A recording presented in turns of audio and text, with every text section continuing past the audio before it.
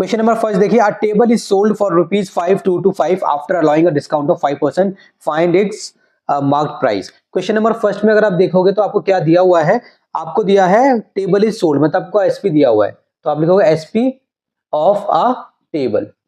ये एक टेबल है जो आपने बेच दिया, ठीक है, आप समझ लो आप ही ने बेचा है ताकि आपको क्वेश्चन अच्छे से समझ में आ जाए। आपने टेबल बेचा भाई इतने का, ठीक है ना, सेलिंग प्राइस हो गया। आफ्टर अलाउइंग अ डिस्काउंट, अच्छा आपने डिस्काउंट भी इस पे लगाया, डिस्काउंट लगा के बेचा है आपने। डिस्काउंट कितना है 5%। अच्छा मैंने आपको बताया था डिस्काउंट हमेशा किस पे लगेगा, डिस्काउंट हमेशा एमपी पे लगेगा। इस बात को रट लो, अपने नोट्स में लिख लो कि डिस्काउंट हमेशा एमपी पे लगेगा, ठीक है। चलिए, तो डिस्काउंट एमपी पे लगेगा, यहाँ पे एमपी तो है नहीं, तो पहले एमपी लेट कर लेते हैं, फिर let MP be rupees X, ठीक है। तो डिस्काउंट परसेंट है, डिस्काउंट 5% है, तो डिस्काउंट कितना हो जाएगा, तो डिस्काउंट निकाल लेते हैं, पहले निकालना बहुत जरूरी, बताऊंगा क्यों। 5% है ना, सो 5% ऑफ एमपी मतलब एक्स, ठीक है। तो सॉल्व करते हैं, सो 5 अपॉन में 100 एक्स हो जाएगा, इसको डिवाइड करोगे तो आ जाएगा आपका रुपीज, ठीक है, 1/20 एक्स, ये आपका आ गया डिस्काउंट।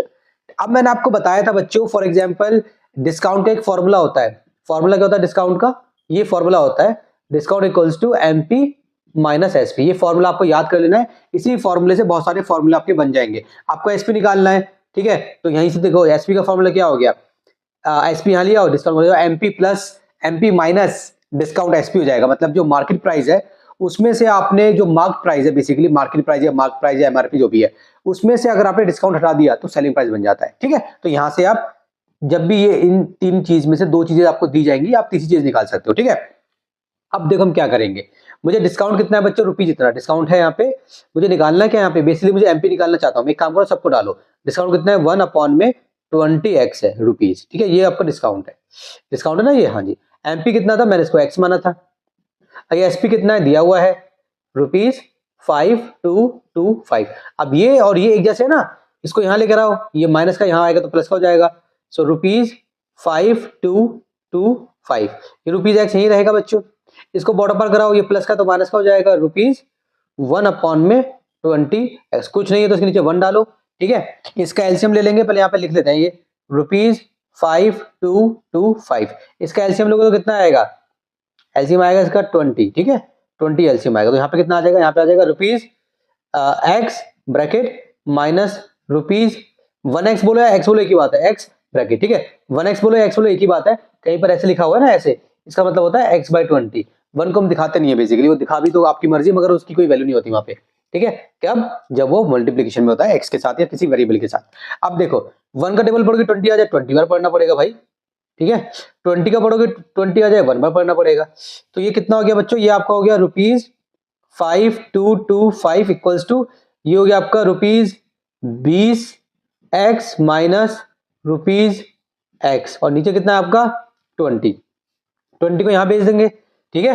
तो मैं यहाँ पे सॉल्व कर रहा हूं, तो 20 वहां चले जाएगा, so rupees 5225 multiply 20 equals to, यहाँ पे कितना बचेगा रुपीज 19x। अब मुझे x निकालना है, सो रुपीज 5225 मल्टीप्लाई 20, 19 को बॉर्डर पर करा दो, रुपीज 19 को, रुपीज 19 ये आ जाएगा आपका x, रुपीज से रुपीज कट जाएगा बेसिकली, ठीक है ना।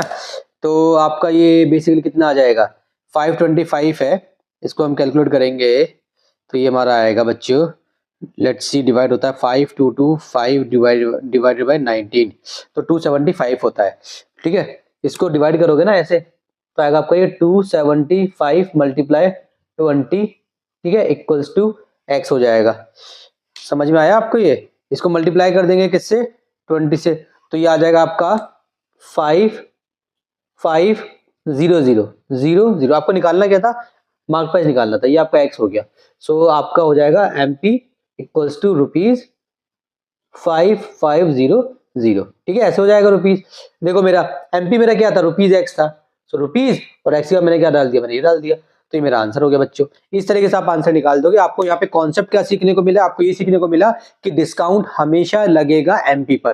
तो कभी भी आपको डिस्काउंट परसेंटेज दे रखी है ना, तो एमपी पर डिस्काउंट लगा दो, एमपी नहीं है तो उसको लेट कर लो, ठीक है। इस तरीके से आप इसको सॉल्व कर देंगे।